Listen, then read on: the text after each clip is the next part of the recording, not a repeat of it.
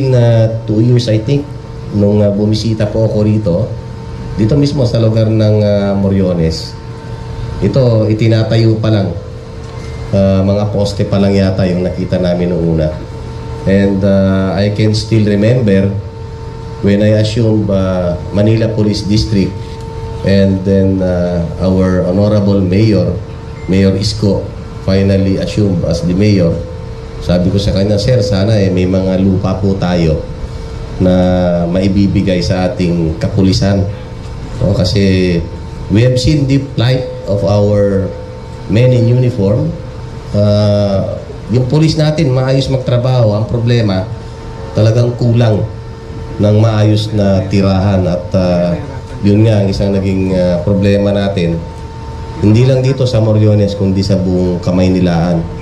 And true enough, nakita nyo naman yung ibinigay ni Mayor Isko na lupa para po sa ating mga kapulisan. Kaya nga po nakikita natin ngayon sa ating harapan ang isa sa pinakamagandang istasyon ng Maynila, itong Moriones Police Station. Palakpakan naman po natin.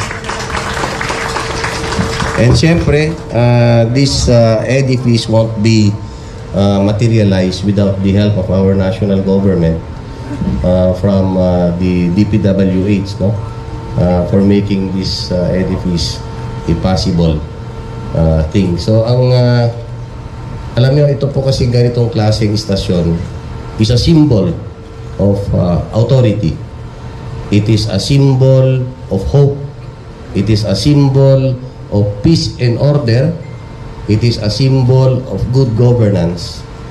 And it is a symbol of isang maayos na pamamalakad ng ating gobyerno, hindi lang po ng ating mga LGUs, kundi ng buong kapulisan. So sana lang ang pakiusap ko sa ating mga pulis, i-maintain natin yung ganda ng building. Hindi yung wala pang 5 taon, mukha ng basurahan. Okay? So i-maintain niyo yung ganda kasi hindi lang maganda, kundi napakatibay. As I have heard, it can withstand more than intensity 7. Itong building na to. Kung makikita ninyo, napakatibay, napakaganda. Napasok namin to nung una nung hindi pa ito natapos. And parang meron din yatang quartering dyan sa loob, no? Wherein it can house our PNP, men in uniform. So yung mga walang mauuwian, pwede na kayo dyan para mas maraming nakatambay. Pero huwag kayo magtutong-it dyan, bawal. So tambayan nyo lang. Para kung worst comes worst, marami tayong pulis na pwedeng i-deploy at any time of the day and night, no? So siguro wala nang dahilan yung ating PNP, no, na magsasabing ang layo pa ng pinanggalingan ko kasi meron na tayong magandang building wherein we can in-house some of our personnel, lalong-lalo na for those who are rendering outside Metro Manila. Okay? So ang aking masasabi lang po ay maraming salamat, lalong-lalo na po sa ating mahal na mayor, no? Sa lahat po, sir, ng tulong po ninyo sa atong kapulisan. Alam nyo, si mayor, napakagalante, lalong-lalo na sa ating mga pulis. Kaya naman makikita ninyo yung ating MPD, kung di ako magkamali, parang ang dami ko yatang naitapal dito, pako, no? Kasi napakasipag po nilang manghuli ng mga most wanted. Tama yung sabi ni Yorme kanina na during our time na nandito kami, we made it sure na hindi ito magiging pugad ng mga kriminal, hindi ito magiging pugad ng mga lumalabag sa batas. And true enough, through his leadership, when he became mayor, hindi lang po naging maayos, matiwasay, kundi naging isang napakalinis na syudad ng Maynila. Palakpakan natin muli ang ating mayor. And siyempre, sir, I would also like to express our gratitude, sir. Words are not that enough to really express our gratitude for taking care of our Manila Police. Alam po natin. Sa tama yon, mabuti na lang, dineclare kagad ni Yorme. Meron na naman kayong allowance. So patay kayo sa mga misis nyo, ha? So, hindi nyo pwede itago. Yung amount, sir, bahala na sila mag-declare. Alam niyo, yung Maynila is isa sa pinakamalaking ano yan eh. Nagbibigay ng allowance sa buong Kamaynilaan. So, it inspires more our PNP to give more, work more, and do more for the better Philippines, for the better Manila, and for the maintenance of peace and order sa buong Kamaynilaan. Okay, so maraming salamat din po no sa Team DPWH for making this edifice possible, na isang napakagandang building at talaga naman akala ko noong una hindi matatapos to eh kasi pandemic. We were affected by almost 3 years. Hanggang ngayon, may pandemic pa rin. And sana tuloy-tuloy nang mawala yung problema natin sa pandemic. But nonetheless, nakita nyo naman, the project was finished with flying colors. At makita nyo naman talaga, napakagandang building. So again, maraming salamat po sa lahat po ng personalities that made our Moriones Police Station possible. Okay? And hindi po natin makakalimutan yung inyo pong kabutihan para po sa Philippine National Police. And for that, I would like to commend each and everyone for a job well done.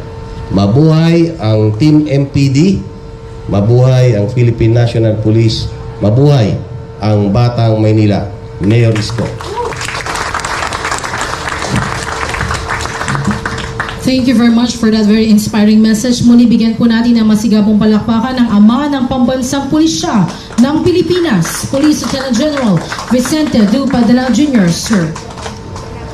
And now, ladies and gentlemen, to highlight today's inauguration and blessing of Moriones Police Station building, we will now proceed with the ribbon cutting. And to do the honor and cutting the ribbon of the new building, may request the Honorable Francisco Esco Moreno Domagoso, our City Mayor, to be assisted by Police Lieutenant General Vicente D. Danao Jr., Police Major General Felipe R. Natividad, Police Brigadier General Leo M. Francisco, Police Colonel Florendo S. Gerdan Jr., and of course we have the Station Commander of PS2, Police Lieutenant Colonel Harry R. Lorenzo III, with Engineer Nomer Abel P. Calas of DPWH.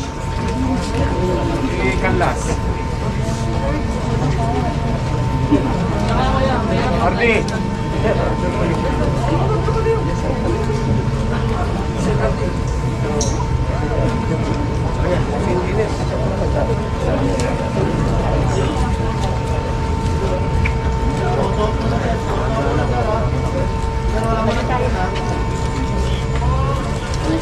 And now, ladies and gentlemen, we will witness the ribbon cutting of Moriones Police Station new building. Palakpakan po natin.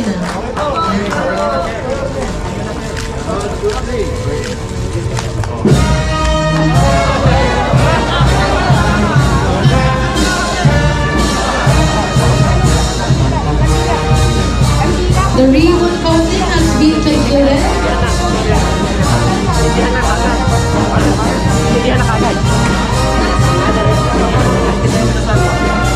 We will now witness with the blessing of the building.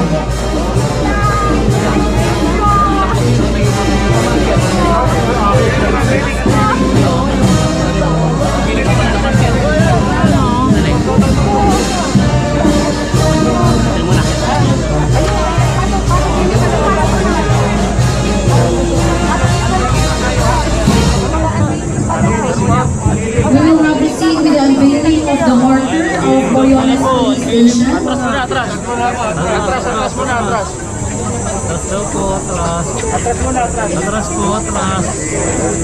Before we proceed with the unveiling, we will now have the blessing of the Moriones building.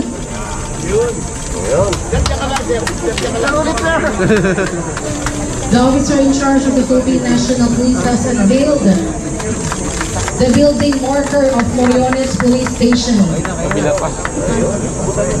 Sa ngalan ng Ama at ng Anak at ng Espiritu Santo. Amen.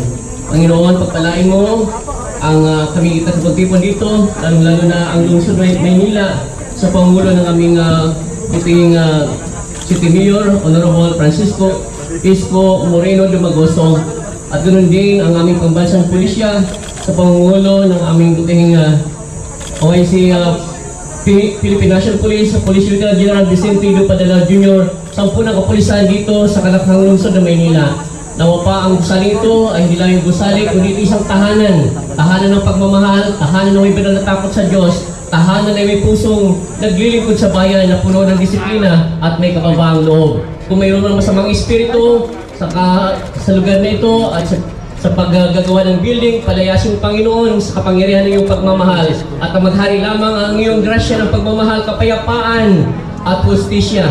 Manatiling matatag ang aming mga kapulisan at laging handa magbigay ng tapat na serbisyo at laging isa puso ang disiplina.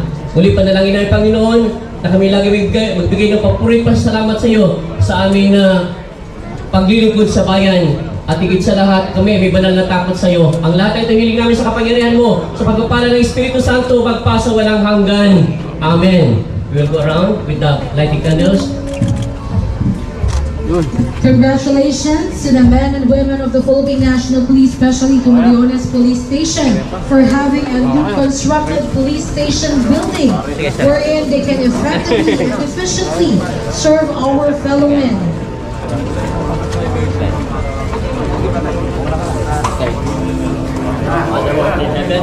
Okay.